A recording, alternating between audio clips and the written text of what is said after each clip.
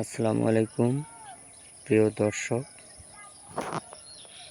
আপনারা আমার এই ভিডিওর মধ্যে লক্ষ্য করেন যে আমার গ্রামের রাস্তার কি বেহাল দশা। একটু বৃষ্টিতেই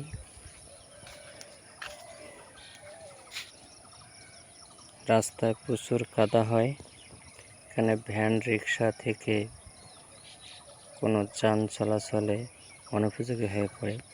তাই আমি সকালে উঠে, যেহেতু সরকারি বরাদ্দ নেই বা রাস্তাঘাটের সংস্কার হচ্ছে না, তাই আমি সকালে ঘুম থেকে উঠে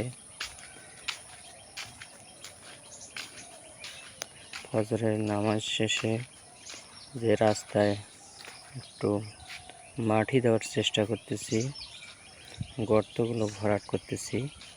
আপনারাও এভাবে হয়তো যদি কাজ করেন, তাহলে হয়তো মানুষের থেকে কিছু না পেলেও পরকালে অবশ্যই আল্লাহ এর জন্য পুরস্কৃত করবেন। ধন্যবাদ। আসসালামু আলাইকুম।